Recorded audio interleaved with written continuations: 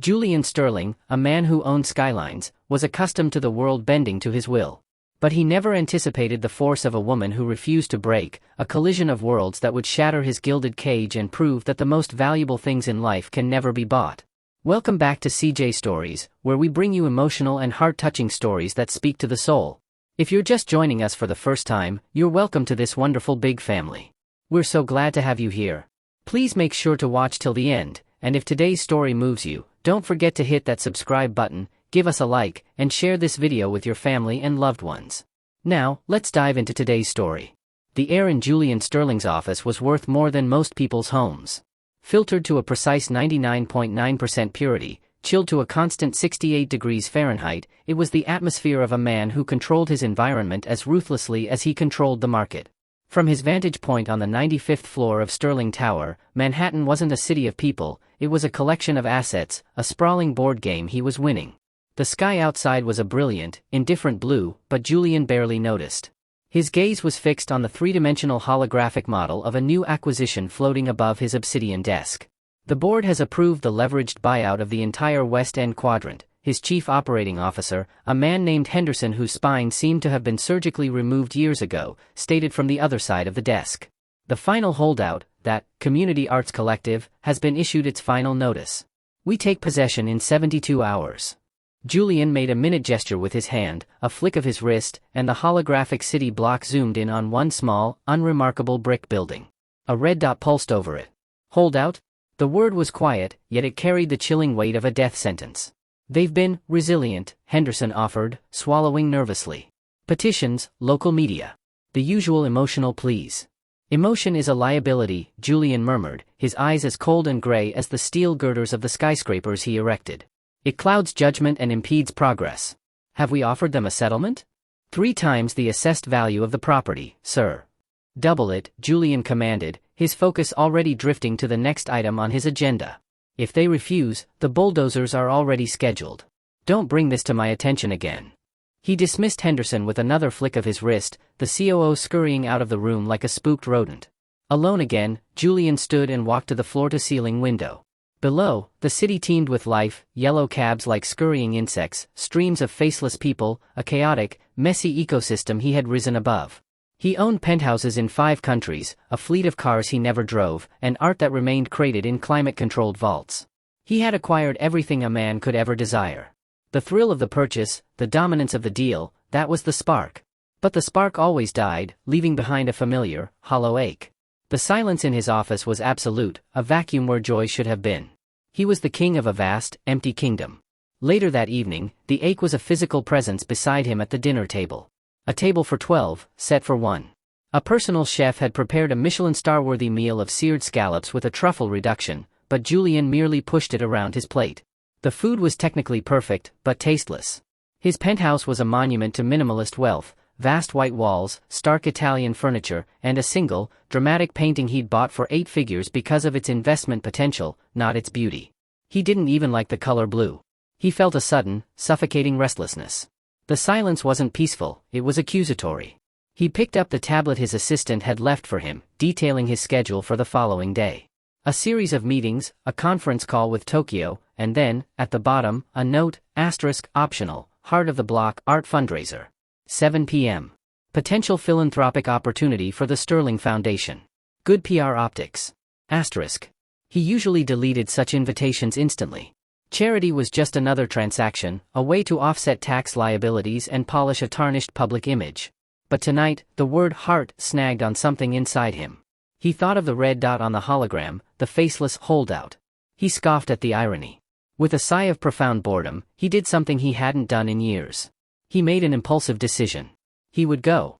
Perhaps, for a moment, he could observe what these people thought was worth fighting for. It would be a human safari, a brief, amusing distraction before he signed the order for the building's demolition. 200 miles of wiring, 3 layers of patched-up drywall, and a universe of hope were all that held the easel together. The Community Art Center, housed in a century-old former textile warehouse in a forgotten corner of Brooklyn, was Imani Vance's entire world. Where Julian Sterling saw a red dot on a map, Imani saw a sanctuary. The air here wasn't clinically pure, it smelled of turpentine, clay, wet paint, and the faint, sweet scent of cinnamon from the coffee brewing in the corner. It smelled like creation. Imani stood in the center of the main gallery, her hands on her hips, a smudge of cobalt blue on her cheek. Her elegant black dress, a thrift store find she'd altered herself, felt more like armor than formal wear. All around her, a flurry of activity buzzed.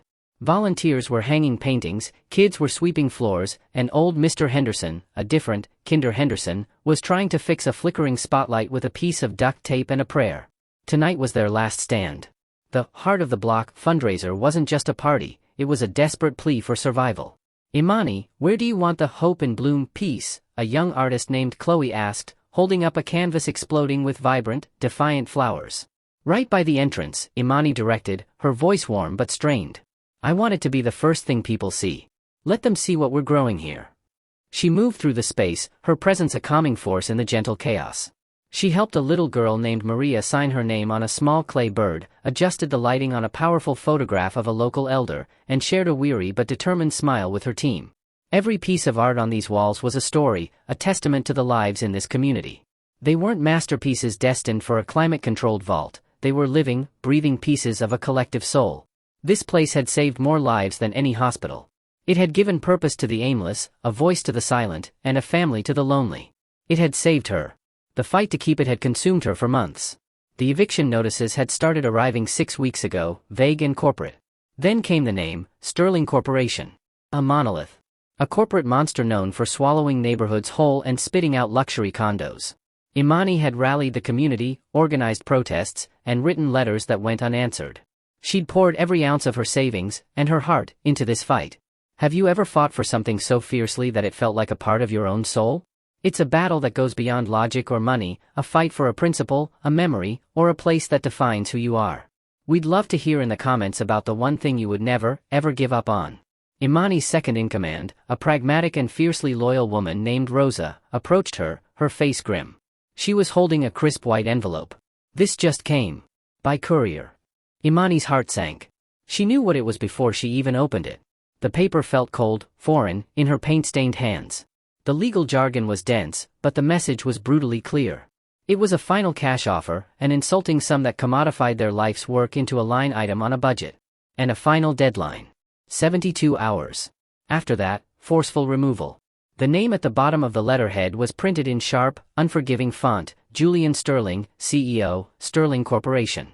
Imani stared at the name. Julian Sterling, it sounded like cold currency, like the clang of a vault door shutting. He was a ghost, a name on a letter, a force of nature that was about to wipe her world off the map. A wave of fury, hot and pure, washed over her despair. He wouldn't even have the decency to look them in the eye. He would just sign a paper in his high tower and erase them. Suddenly, the front door of the center chimed. A young, frantic-looking volunteer rushed toward Imani, his eyes wide. Imani, you need to see this, he stammered, pointing toward the street. Imani and Rosa exchanged a worried glance and hurried to the window. Parked directly outside their humble art center, gleaming under the streetlights like an alien spacecraft, was a black Maybach, a car so expensive it seemed to suck the light and air from around it. The back door opened, and a chauffeur in a sharp suit stood at attention. A single, perfectly polished leather shoe emerged, followed by the silhouette of a tall, imposing man in a tailored suit that cost more than their entire annual budget. As he stepped fully into the light, his gaze swept over the building, his expression a mask of cold, unreadable appraisal. Rosa gasped, her hand flying to her mouth. Imani, look at the license plate. Imani's eyes focused on the custom plate. It had only one word, Sterling. The ghost was no longer a ghost. The monster was at their door. The air crackled with a sudden, suffocating tension. The volunteers nearest the door froze, their chatter dying in their throats. The man, Julian Sterling, straightened his tie, his movements economical and precise. He was a predator entering a new territory, assessing it not for its beauty, but for its weaknesses. He didn't see the love-worn brickwork or the hand-painted sign. He saw a depreciating asset. Inside, Imani's mind raced. Was he here to gloat? To deliver the final blow in person? Her protective instincts flared.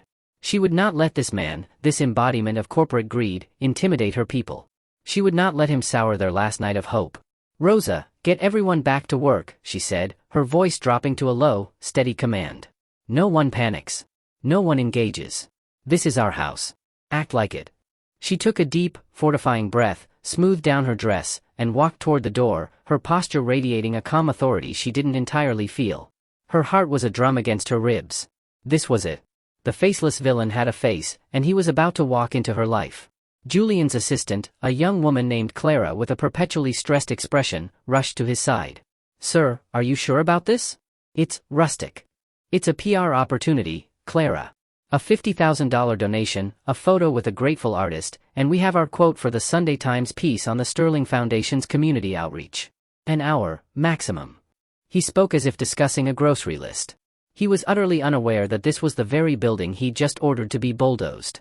To him, it was just another stop on a map, anonymous and interchangeable. He pushed open the door and stepped inside. The assault on his senses was immediate. The air, thick with the smells of paint and humanity, was a stark contrast to his purified office. The sound was a low, warm hum of conversation and soft music, not the tomb-like silence he was used to. And the color, it was everywhere. On the walls, on the clothes of the people, in vibrant splashes on canvases that seemed to throb with a raw, chaotic energy. It was messy. It was alive. And he hated it. His gaze swept the room, dismissive and impatient. He was looking for the person in charge, the one he could write the check to and leave. And then he saw her. She was standing near the entrance, watching him. She wasn't like the other women he knew, women who were either overtly impressed by his presence or pretending not to be. This woman's stare was direct, unblinking, and utterly unimpressed. There was a fire in her dark eyes, a strength in the set of her jaw that was both intriguing and infuriating. She was beautiful, but it was a beauty forged in purpose, not pampered in salons. A smudge of blue paint was still visible on her high cheekbone, a tiny flaw in her otherwise impeccable composure. Imani watched him approach, her body rigid. Up close, he was even more intimidating. He was taller than she'd expected, and his suit, a deep charcoal gray, fit him so perfectly it seemed fused to his skin. But it was his eyes that held her. They were a pale, arctic gray, and they looked at her, at everything in the room, as if calculating its price. "I'm looking for the organizer of this event," Julian said, his voice a low baritone that cut through the room's gentle hum. "You found her," Imani replied, her own voice cool and even. She didn't offer her name.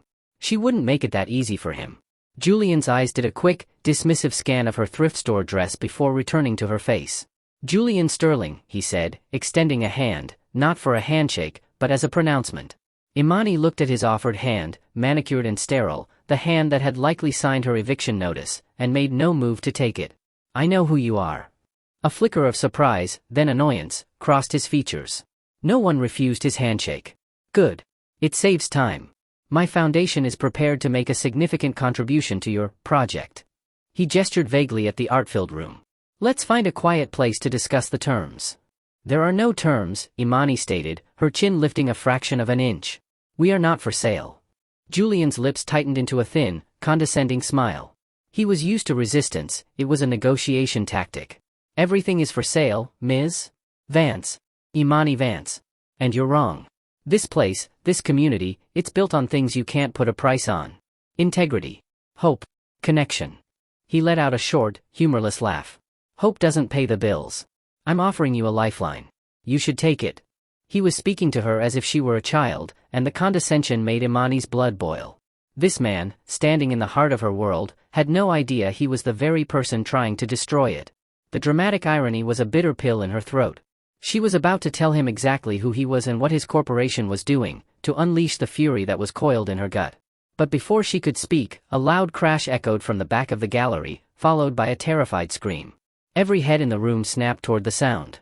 Imani's heart leaped into her throat. She and Julian, caught in their standoff, turned simultaneously. A massive, antique shelving unit, overloaded with heavy cans of paint and supplies, had tipped over. It was falling directly toward a small group of children who had been painting in the corner, their faces frozen in fear. Time seemed to warp, slowing to a thick, syrupy crawl. Imani saw it all in a horrifying snapshot: the splintering wood, the arc of the fall, and 7-year-old Maria, who had tripped and lay directly in the path of the crashing unit, looking up with wide, uncomprehending eyes. Imani screamed Maria's name and lunged forward, but she was too far away. There was no time. But from the corner of her eye, she saw a flash of charcoal gray.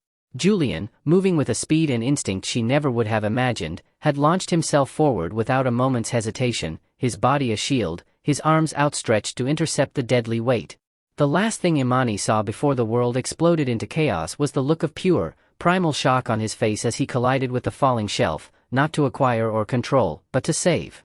The universe contracted to the sound of splintering wood and a child's silent, terrified gasp. For Julian, the world of holographic projections and billion-dollar valuations vanished, replaced by a primal, instinctive calculus, falling mass versus fragile life. He didn't think, he reacted. The cold logic that governed his days was useless here. There was only the physics of the moment, a body to be shielded, a disaster to be intercepted. He lunged, the fine Italian wool of his suit jacket stretching and tearing as his shoulder connected with the heavy wooden shelf. The impact was a brutal, jarring shock, a raw physical sensation he hadn't felt in decades. It drove the air from his lungs. For a split second, he was airborne, a human bulwark between a little girl and a ton of splintering oak and metal paint cans. Then came the crushing weight and the explosion of pain in his left shoulder, followed by the hard, unforgiving slap of the concrete floor.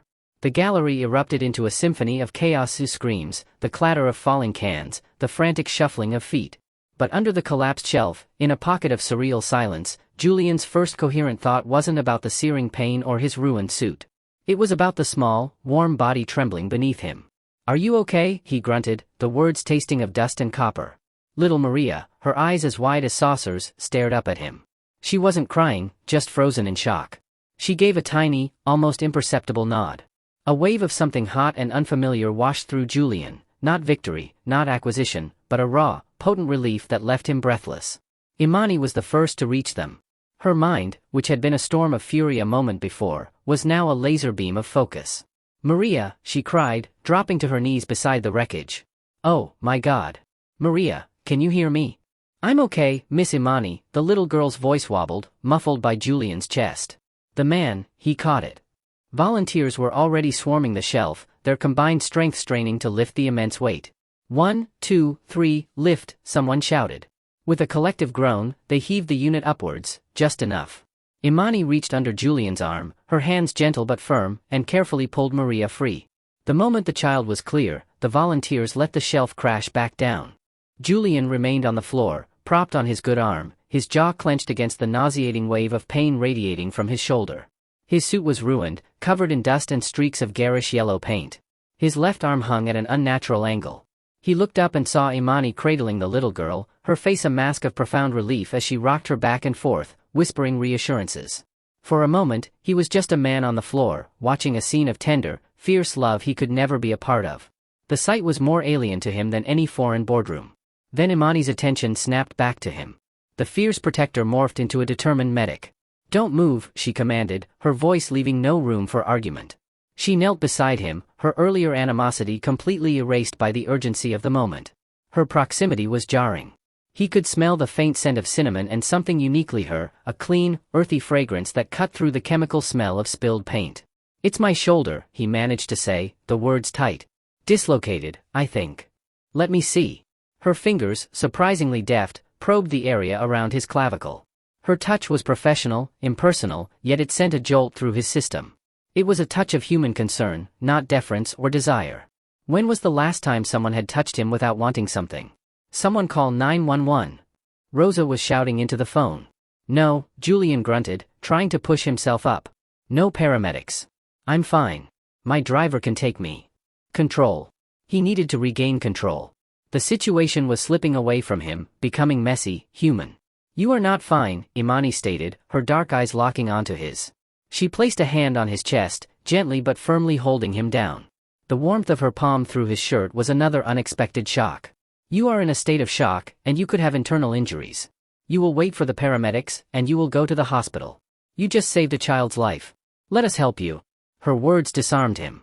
"You just saved a child's life." It wasn't a compliment, it was a fact, stated with the same authority she used to command her volunteers.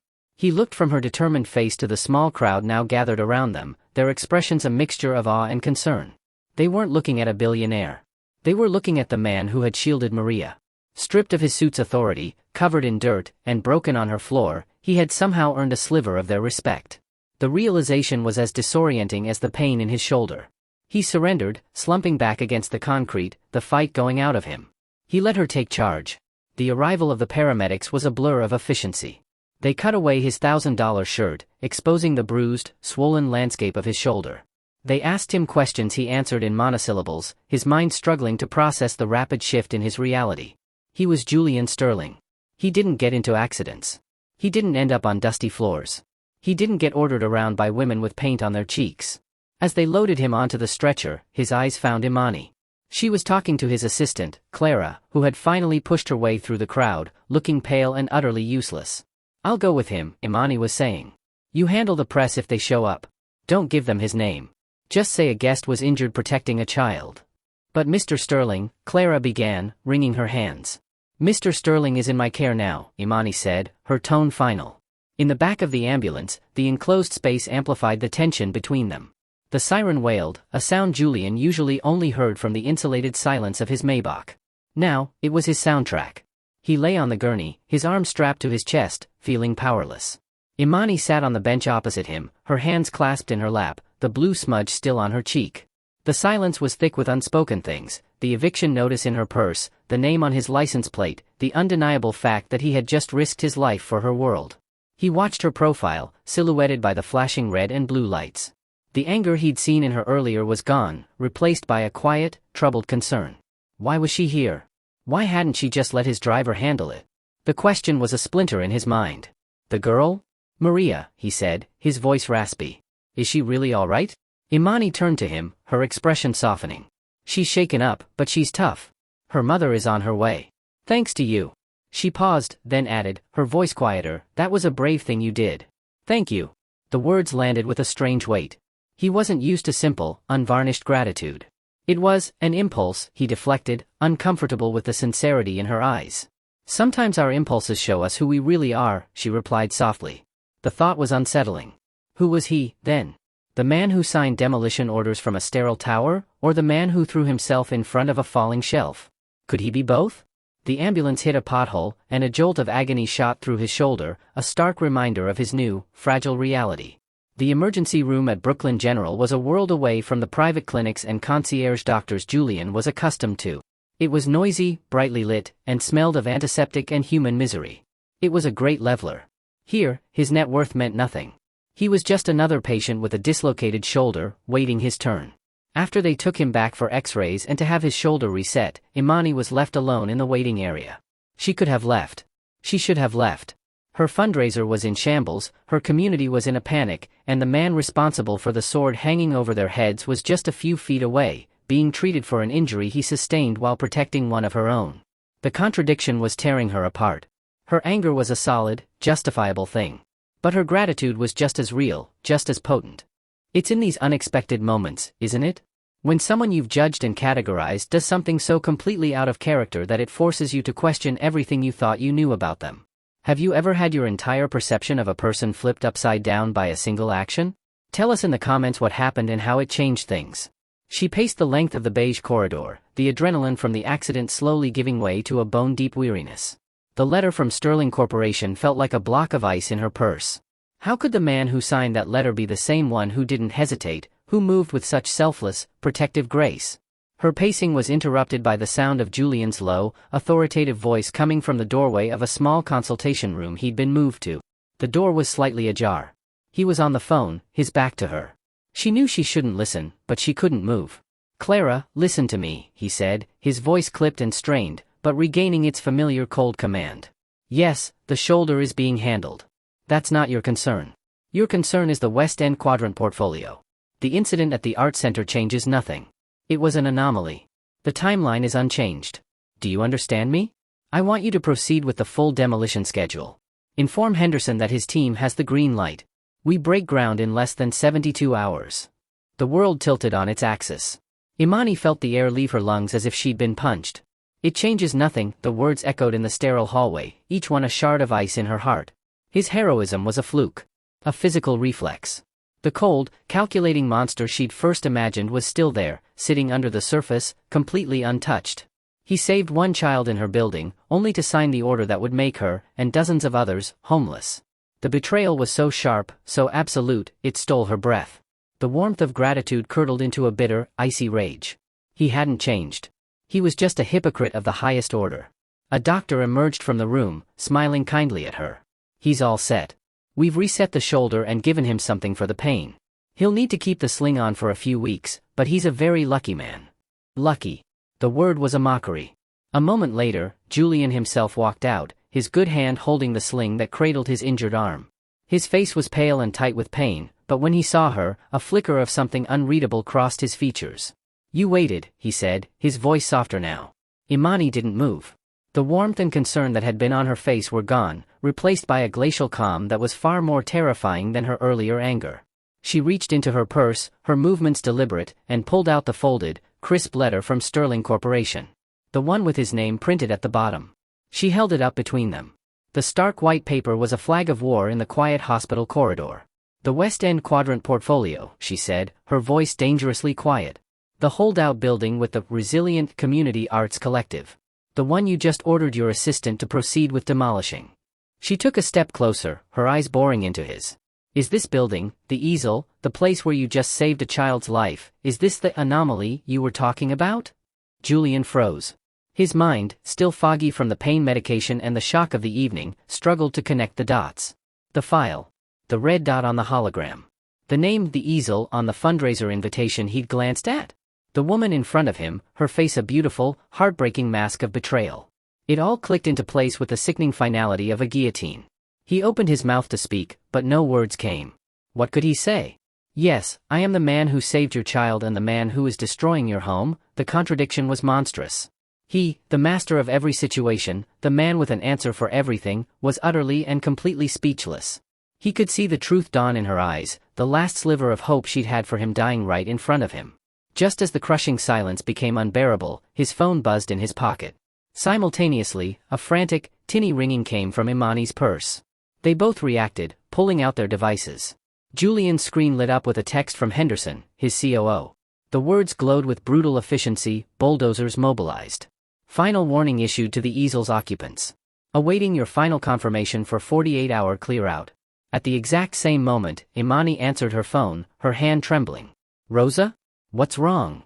Rosa's voice came through, panicked and breathless, loud enough for Julian to hear in the stillness. "Imani, you have to get back here. They're here. Men in black suits, from Sterling Corp. They're plastering final eviction notices all over the doors, right in the middle of everyone. They're saying we have 48 hours. People are losing it, Imani. It's chaos." Julian looked at the text confirming his power, then at Imani's face, which had crumpled in horror and despair. The abstract business decision and its brutal human consequence had just collided, live and in real time, right here in the cold, antiseptic hallway of a Brooklyn hospital. He was holding the digital detonator in one hand, while the woman whose world he was about to obliterate stood before him, her own world already starting to burn. The hospital corridor became a pressure cooker. The air, already thick with the weight of Julian's hypocrisy, was now charged with the frantic energy crackling from Imani's phone. Rosa's panicked voice painted a vivid, horrifying picture: corporate agents descending on a traumatized community, turning a scene of near tragedy into one of cold, bureaucratic aggression. "Rosa, keep everyone calm," Imani commanded, her voice shaking but striving for authority. She was talking to Rosa, but her eyes, blazing with a fresh inferno of betrayal, were locked on Julian. "Tell them I'm on my way. Do not let them provoke you. Just, hold on." She ended the call, her knuckles white as she gripped the phone. The silence that followed was more damning than any accusation. It was the sound of a world breaking. "Imani," Julian started, the name feeling foreign and inadequate on his tongue. The painkiller haze was evaporating, replaced by the sharp, cold clarity of the disaster he had orchestrated. "Don't," she whispered, the word a razor's edge. "Don't you dare say my name. Not now." She turned and walked away, her back straight, each step an act of defiance. He watched her go, a frantic, desperate impulse rising in him, to stop her, to explain, to undo. But what could he explain? That to him, the easel, was just a name in a file, a final obstacle to a profitable merger? That he hadn't connected the fundraiser he'd condescended to attend with the property he'd ordered destroyed? It was the truth, but it was a truth more damning than any lie. It revealed an ignorance so profound, so insulated by wealth, that it was a form of violence in itself. He was left standing alone in the corridor, the sterile white walls closing in on him. He was a man accustomed to fixing problems with money and power, but this was a wound he couldn't cauterize. He had acted on instinct to save a life, only to have his calculated actions threaten to destroy 100 more. The hero and the villain weren't two different men, they were both him, locked in a battle for his own soul. He looked at the text from Henderson, awaiting your final confirmation, his thumb hovered over the screen. For the first time in his life, he didn't know what to do. The path of least resistance, the path of profit, was clear. But for the first time, he could see the faces of the people on the other side of his decision. He saw Maria's wide, trusting eyes. He saw Imani's, filled with fire and now, a shattered, inconsolable pain. He shoved the phone back into his pocket without replying. He couldn't give the order. But he couldn't stop it either, not without unwinding a multi-billion-dollar deal and facing the fury of his board. He was paralyzed. He, Julian Sterling, the master of decisive action, was trapped by his own colliding worlds. Imani took a cab back to the easel, the city lights blurring into streaks of hostile neon. Her heart was a cold, heavy stone in her chest. The ride was a torment of replayed moments, Julian's selfless lunge, the sincerity of his concern in the ambulance, the gratitude that had bloomed in her heart, and then the chilling finality of his phone call, a bucket of ice water on that fragile, nascent warmth. It changes nothing. It was the cruelty of it that hollowed her out. He had looked her in the eyes, accepted her thanks, and all the while, the demolition he'd set in motion was proceeding like clockwork. Had he been laughing at her? At all of them? Did he see their fight for survival as nothing more than a quaint, pathetic drama? When her cab pulled up to the center, the scene was even worse than she'd imagined. The warm, inviting glow of the building was gone, replaced by the harsh glare of news van spotlights. A small crowd of her community members were gathered on the sidewalk, some crying, others arguing with three men in dark suits who stood impassively by the front door. Bright orange eviction notices were plastered across the entrance like wounds. She paid the driver and stepped out of the cab, and a wave of silence fell over the small crowd. They turned to her, their faces etched with fear and desperation. They were looking for a leader, for a sign of hope, but Imani felt as though she was running on fumes. Imani! Rosa rushed to her, grabbing her arms. They won't leave. They say they're here to secure the property. The police are on their way. Imani's gaze fell on the lead corporate agent, a man with a clipboard and an expression of bored impatience. She walked toward him, the crowd parting for her like the Red Sea. You need to leave, Imani said, her voice shaking with a tightly controlled rage. You are trespassing on private property during a community event. The man smirked, a condescending twist of his lips that was eerily reminiscent of Julian's earlier expression. According to our records, this property belongs to Sterling Corp as of 48 hours from now. We're just expediting the transition. Unless you can produce a check for $50 million in the next 24 hours to counter the acquisition terms, I suggest you tell your people to start packing. He was goading her, enjoying his small moment of power. $50 million. The number was so absurd, so astronomical, it was meant to crush all hope. It was meant to make them feel small and powerless. And for a moment, it worked. A wave of despair washed over the faces behind her. But then Imani thought of Maria's face, of all the faces that found sanctuary within these walls. She thought of the vibrant, defiant art that lined the gallery. Her despair hardened into something else. Something unbreakable. We're not going anywhere, she said, her voice ringing out with newfound strength. The crowd behind her seemed to draw themselves up, their murmurs of fear turning into a low growl of support. That's your choice, the man said with a shrug. But in 48 hours, the bulldozers will make that choice for you. He and his men turned to leave, their job done. They had planted the bomb, now they just had to wait for it to explode. As they walked toward a black town car, a reporter from a local news channel intercepted them, a microphone extended. Sir, can you confirm that Sterling Corp is evicting a community art center, just hours after its CEO was injured on the premises saving a child's life? The agent paused, momentarily flustered. The narrative was getting complicated. He muttered a no comment and quickly got into the car. Imani watched them drive away, her mind seizing on the reporter's question. The CEO was injured on the premises saving a child's life, the story. That was the only weapon she had left. Julian Sterling cared about one thing above all else, his image. His pristine, untouchable brand. He had built an empire on a reputation of ruthless efficiency, but he was also acutely aware of the value of good PR. He had come to her fundraiser for good PR optics. He had tried to silence the press about his name after the accident. He wanted control over the story. Well, she decided with a surge of cold fury, she was about to take that control away from him. Julian returned to his penthouse not in a Maybach, but in a nondescript hospital car service, a concession to the late hour and his desire to remain unseen. The silence of his apartment, usually a comfort, now felt like a tomb. His injured arm throbbed in its sling, a constant, physical reminder of the night's chaos. He stood at the window, staring down at the city lights. But he no longer saw a game board of assets. He saw a million tiny points of light, each one a home, a life, a story. He saw the easel, a small, warm beacon in a sea of concrete, and he saw himself, a distant, cold star, about to extinguish it. The evening had fractured his carefully constructed reality. The raw, unscripted heroism, the searing pain, the intimacy of Imani's touch, the devastating collision of his two worlds. It was all a churning mess inside him. He had spent his life avoiding mess. He had curated his existence to be as clean and minimalist as his penthouse. Now, paint and dust and emotions were smeared all over it, and he couldn't wipe them away. What is the one decision you've made that you wish you could take back, not for your own sake, but for the sake of someone you hurt? These moments of regret define our character far more than our successes. Share your reflections with us below. His phone buzzed again. Henderson. He ignored it. Then it buzzed again. Clara. He ignored that, too. He didn't want to talk to the architects of his disaster. He wanted to rewind time, to the moment before he walked into that gallery. He wanted to be the man who didn't know Imani Vance's name. But he couldn't. He finally answered the third call, from his head of PR, a sharp woman named Genevieve. "Julian, we have a problem," she said, her voice tight with urgency. There was no preamble. A big one. A reporter from New York One was at that art center. The story is already breaking online. Billionaire savior or neighborhood destroyer? The optics are a nightmare. You, a hero 1 minute, the villain the next.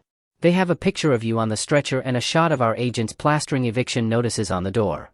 Julian closed his eyes, a wave of nausea washing over him. It was happening. He was losing control of the narrative. "Kill the story," he ordered, his voice flat. "We can't," Genevieve shot back. "It's already viral. The angle is too good. The man who saved the child from the building he's tearing down. It's a social media wildfire. And the woman who runs the place? Imani Vance, she's giving an interview in the morning. Live. Imani. Of course. She was smart. She was a fighter. He had handed her a sword, and she was going to use it to gut him in public. "Get me everything you can on her," he commanded. "Everything. Financials, personal history, any leverage we can use." It was his standard operating procedure. Find the weakness. Exploit it. "Already on it," Genevieve said. "But Julian, this is different. Attacking her might just make it worse. She's coming across as a saint, and you're, well, you know." He hung up the phone, his good hand clenching into a fist. He was being backed into a corner. His world of clean lines and clear-cut deals was being dragged into the messy, unpredictable realm of human emotion, and he was losing. He walked over to his bar and poured a scotch with his good hand, the amber liquid sloshing in the glass. He downed it in one go, the burn in his throat a welcome distraction. He was Julian Sterling. He didn't lose. He thought of her face in the hospital, the way her eyes had held a universe of betrayal. He had seen her strength, her fire. And he knew, with a sickening certainty, that she wouldn't back down. This wasn't a negotiation for her. This was a war. His personal tablet chimed with an incoming file from Genevieve's team. He opened it, expecting a dossier of financial records and legal vulnerabilities. But the first thing that loaded wasn't a document. It was a photo. A candid shot, clearly taken at a previous event at the easel. Imani was in the center, laughing, her head thrown back in genuine joy. She was helping a group of kids, including Maria, paint a large, vibrant mural on an outdoor wall. The mural was a kaleidoscope of color and life, depicting a thriving, interconnected community.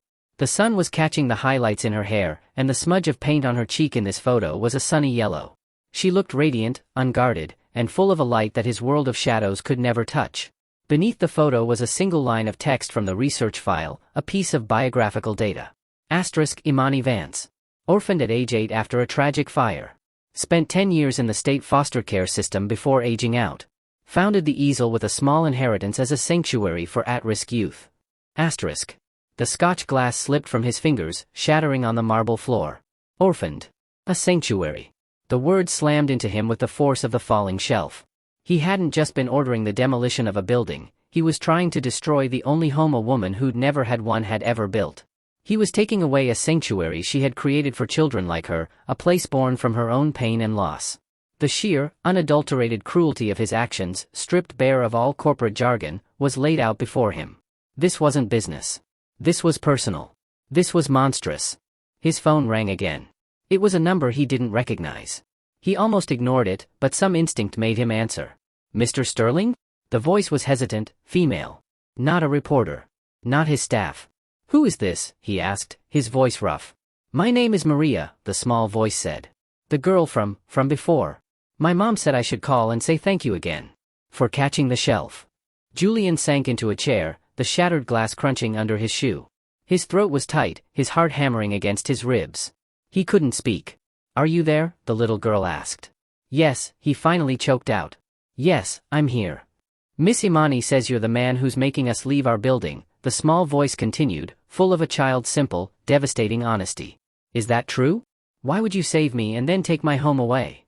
The question hung in the vast, silent penthouse, a child's innocent query that carried the weight of a final judgment. It was the question he had been running from all night, the one he had no answer for. He could hear the girl's soft breathing on the other end of the line, waiting. Outside, the city glittered, a monument to his power and success. But inside, Julian Sterling, the man who had everything, was being brought to his knees by the simple, heartbreaking question of a 7-year-old girl. His entire empire, his entire identity, was balanced on the edge of his answer, and for the first time in his life, he had no idea what he was going to say. The silence stretched, and in that silence, he felt the last foundations of his gilded world begin to crumble. Maria's question wasn't an attack. It was a simple, shattering inquiry from a child who couldn't reconcile two opposing truths, the savior and the destroyer. It bypassed all of Julian's defenses, his logic, his pride, his carefully constructed detachment, and struck directly at the hollow space in his chest. Why would you save me and then take my home away? The silence in the penthouse stretched for an eternity. He could hear the faint sounds of a television in the background on her end of the line, the sounds of a life, a home. A home he was about to bulldoze. The shattered Scotch glass on the floor seemed to mock him, a perfect metaphor for his own fractured state. He started, his voice a dry rasp. What could he say? It's complicated, kid. It's business, the words tasted like ash in his mouth. They were the excuses of a coward. He looked at the tablet still glowing on the table, the photo of Imani laughing, the line about her past burning itself into his memory. Orphaned. Sanctuary, he saw the falling shelf, felt the phantom impact, the terror in Maria's eyes, and the profound, unexpected relief of her safety. He heard Imani's voice in the ambulance, soft with gratitude, then saw her face in the hospital, hard with betrayal. All his life, he had made decisions based on a simple, cold metric, profit and loss. People were collateral, emotions were liabilities.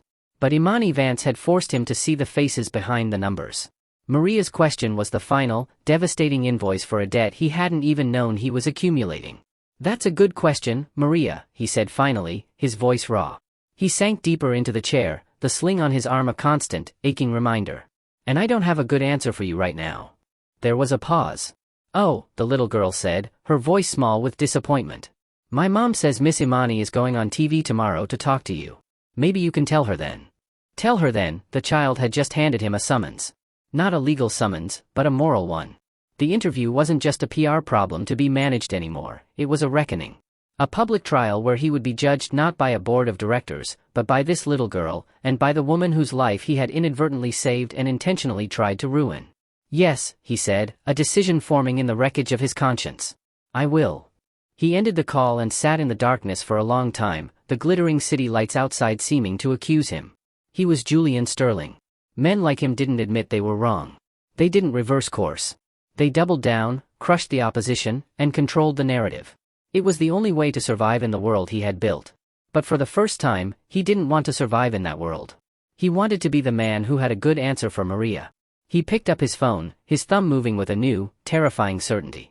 He scrolled past Henderson's and Clara's frantic messages and found Genevieve's number. The interview tomorrow, he said when she answered, his voice firm, leaving no room for argument. I'm not sending a statement. I'm going. What? Genevieve sputtered. Julian, that's insane. She's going to crucify you. You'll be walking into a live ambush. I know, he said. Cancel my morning. And get me the original acquisition file for the West End Quadrant. The unredacted version. I want to see every note, every assessment, every line item. I want to know exactly what it is I've been trying to buy. He hung up before she could protest further. He was done hiding in his tower. He was done letting his subordinates handle the messy work. If he was going to be the villain, he would at least have the decency to look his accuser in the eye. He would walk into the fire.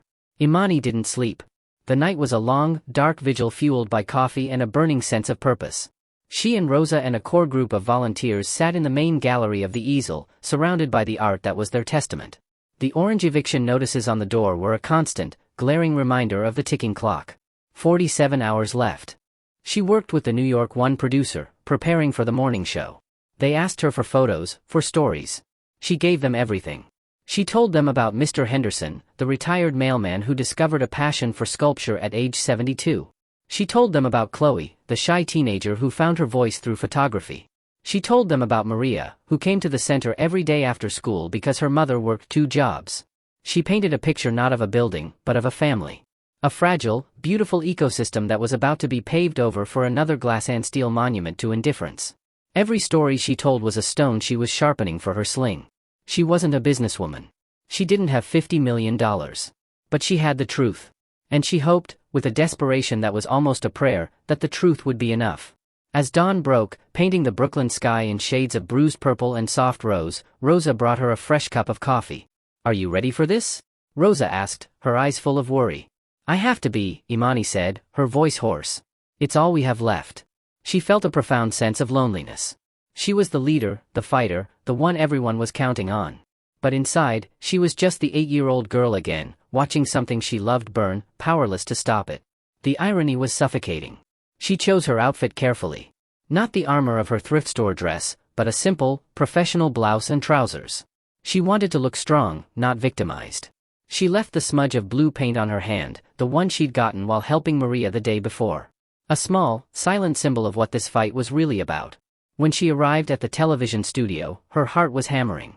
The bright lights, the cameras, the hushed intensity of the crew, it was another world, as alien as Julian's penthouse. She was led to a small green room. The producer came in, his face looking oddly pale. "Imani, we have an unexpected development," he said, wringing his hands. Julian Sterling's office called. "He's not sending a statement." Imani's heart sank. Of course. He was going to ignore her completely. Rob her of even the platform to confront him. "He's coming," the producer finished, his eyes wide. "He's on his way here. He wants to join the interview. Live." The air rushed out of Imani's lungs. He was coming? Here? After the phone call she'd overheard? After sending his corporate thugs to her door? What game was he playing? Was he coming to publicly humiliate her? To discredit her, to announce some legal maneuver that would crush them completely? The fear was a cold knot in her stomach. But beneath it, a tiny, dangerous spark of something else ignited. Good, she thought. Let him come. Let the world see the monster for what he is. She was being mic'd up and led to the set, a simple table with 2 chairs facing the host, when he arrived. The studio fell silent. Julian Sterling walked in, flanked not by an entourage, but alone. He was still in a sling, his expensive suit replaced by a simple, dark sweater and trousers. He looked pale, exhausted, and for the first time, human. His Arctic gray eyes found hers across the studio floor, and in them, she saw none of the arrogance or condescension from before. She saw only a deep, profound weariness, and something else, something that looked terrifyingly like regret. The host, a polished woman named Brenda, gave them both a tight, professional smile. 5, 4, 3, the floor manager counted down. The on-air light glowed red. The reckoning had begun. Brenda started with a recap of the events, showing the dramatic photos, Julian's heroic rescue, Maria safe in Imani's arms, the orange eviction notices. The juxtaposition was brutal. "Mr. Sterling," Brenda began, turning to him. An incredible act of heroism, followed by what many are calling a heartless act of corporate greed. "Your company is set to demolish the very building where you saved a child's life. How do you explain that contradiction?" Julian looked not at the host, but directly at Imani. His gaze was steady, unwavering. The world watched, waiting for the spin, the corporate doublespeak.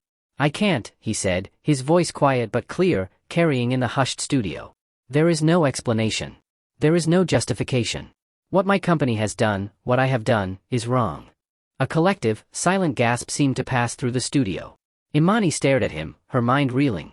This was not what she expected. This was not the attack she had braced herself for. "I didn't know," he continued, his voice laced with self-recrimination. "I didn't know what the easel was. I didn't know the lives it touched.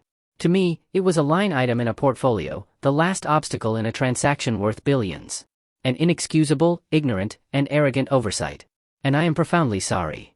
He turned his gaze to the camera, to the city watching. "I am sorry." Imani felt the ground shift beneath her. The anger that had been her shield, her fuel, began to falter. This public admission, this raw, unvarnished apology from a man like Julian Sterling, was a weapon she had no defense against.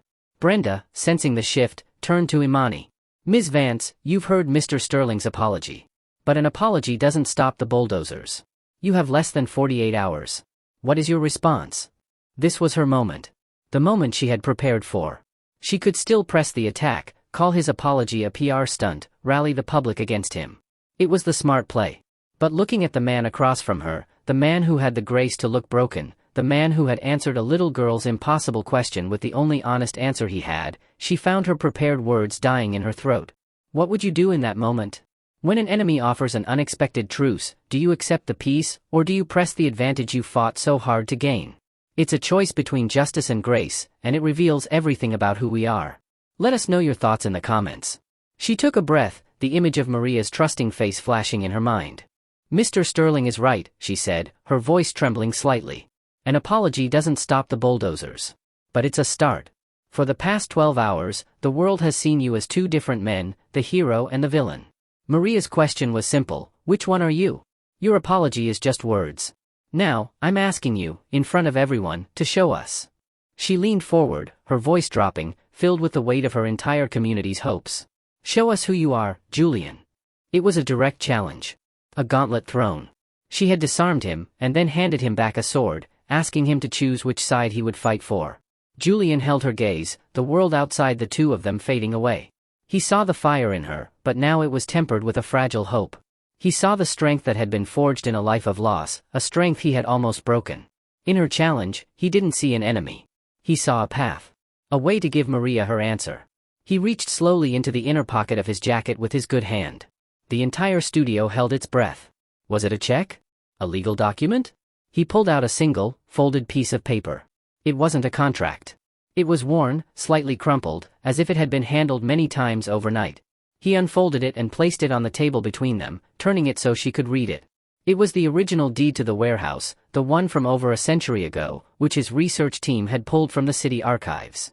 Scrawled across the bottom, in his own elegant but now slightly shaky handwriting, was a new, legally binding addendum, signed and dated that morning. As of an hour ago, Julian said, his voice thick with an emotion she couldn't name, I used my personal funds to purchase the West End Quadrant portfolio from Sterling Corp. At a significant loss. I have taken personal ownership. And as the new owner, he paused, his eyes locking with hers. I have signed over the deed for the building at 114 Arch Street, in perpetuity, to a newly established trust. He slid the paper closer to her. Her eyes scanned the legal text he had written, her heart pounding. The sole beneficiary and director of that trust, he finished, his voice barely a whisper, is you, Ms. Vance. The building is yours. The easel is safe. The camera zoomed in on the document, then on Imani's face. Her expression was one of absolute, stunned disbelief. The victory she had fought so hard for, the miracle she hadn't dared to even pray for, was lying on the table in front of her, delivered by the very man who had tried to destroy her. But as her eyes lifted from the deed to his face, she saw that the story wasn't over. His expression wasn't one of triumph or magnanimous charity. It was one of stark, desperate pleading. Just as a collective sigh of relief filled the studio, Julian's phone, which he had placed on the table, buzzed violently. The screen lit up with a name that made his blood run cold, Henderson.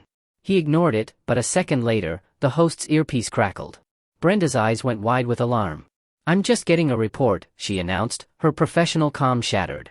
We have a developing situation at the easel in Brooklyn. Mr. Sterling, despite your actions here this morning, it seems a demolition crew from your former company is on site. They're saying their original orders were never rescinded and they're under contract to proceed. There are people, including children, refusing to leave the building. A live feed from their news chopper flashed onto the large screen behind them. It showed a horrifying scene.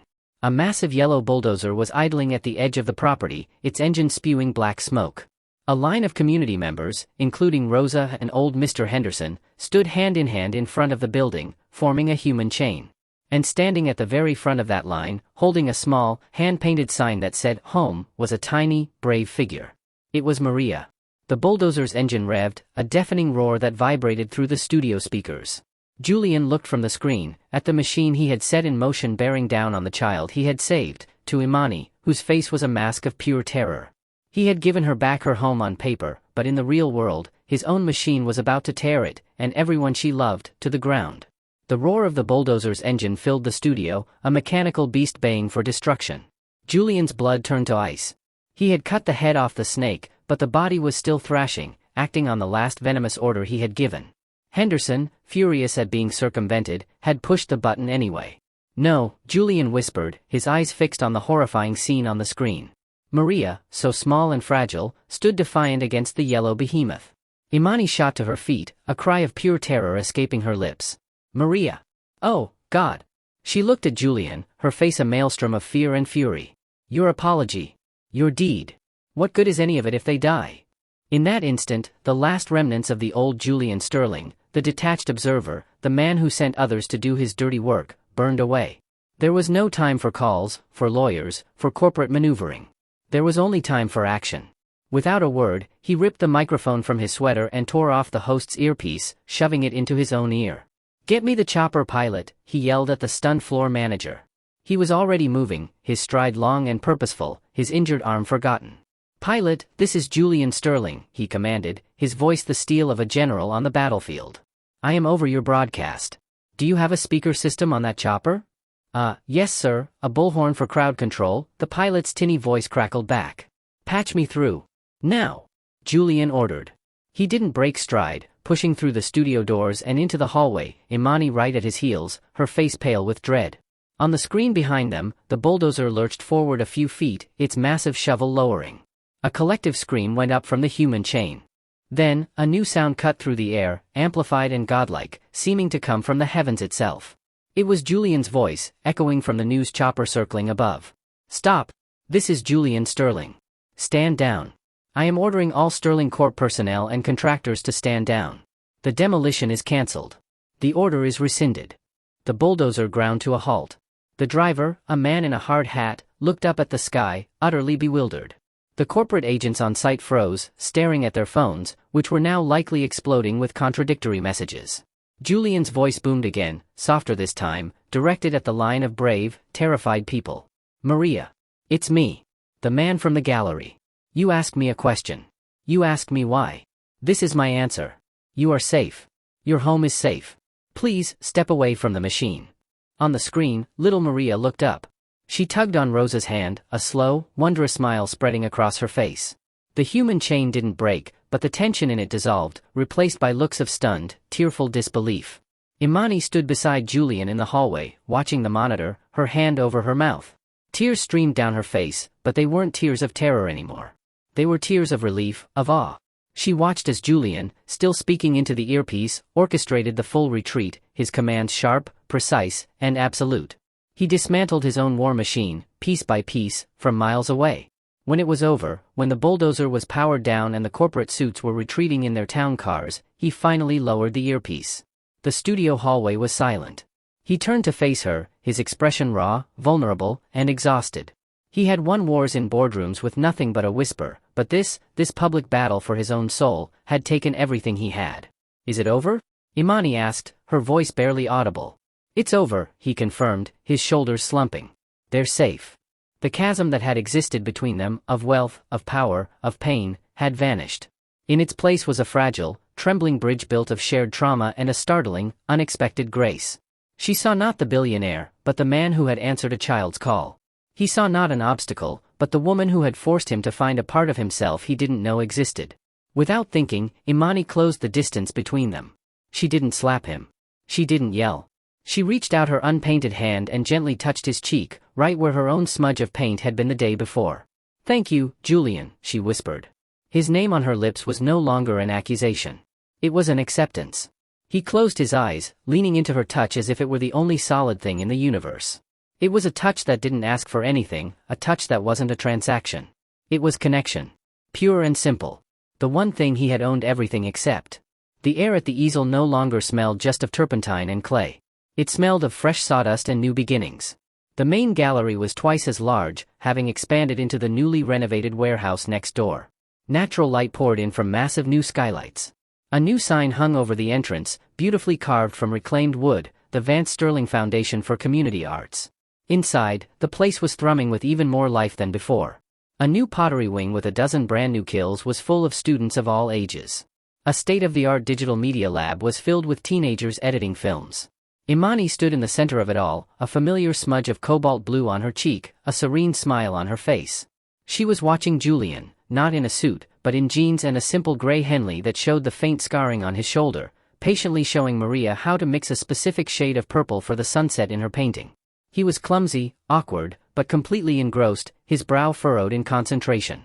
The little girl was giggling at his serious expression. He looked up and caught Imani's eye across the room. The smile he gave her was nothing like the condescending smirk she had first seen. It was open, genuine, and filled with a light that reached all the way to his now warmer gray eyes. It was a smile that said, "Look what we built." He had torn down his old world and, with her, had started building a new one.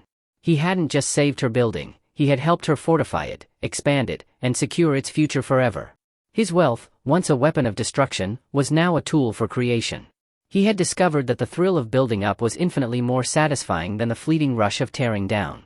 Rosa came and stood beside Imani, handing her a cup of coffee. "I still can't believe it sometimes," Rosa said, nodding toward Julian. "The monster from the tower." Imani watched as Julian carefully helped Maria add the purple streak to her canvas, his touch gentle, his voice a low murmur of encouragement. "He wasn't a monster," Imani said softly, a deep certainty settling in her heart. "He was just a man living in a cage. He just needed someone to show him the door was open. The door to his cage, and the door to her heart. He had bought everything in the world, but in the end, he had to tear down his own empire to earn the one thing he truly wanted. He hadn't bought her heart. He had built a sanctuary with her, and in doing so, had finally built a home for his own. The final scene is of them, at the end of the day, locking up the center together. He turns to her in the soft twilight glow of the streetlights, his hand finding hers. It fits perfectly. They don't say anything. They don't have to. They just smile, and walk off into the Brooklyn night, two worlds collided, two hearts connected, their shared future a blank canvas, waiting to be painted. What do you believe is the truest measure of a person's redemption? Is it the grand gesture, or the quiet, consistent work of becoming better every day? We would be moved to read your final thoughts in the comments below. Don't forget to hit the subscribe button for more emotional and heart-touching stories that speak to the soul, and share your thoughts in the comments to tell us which story you want to hear next.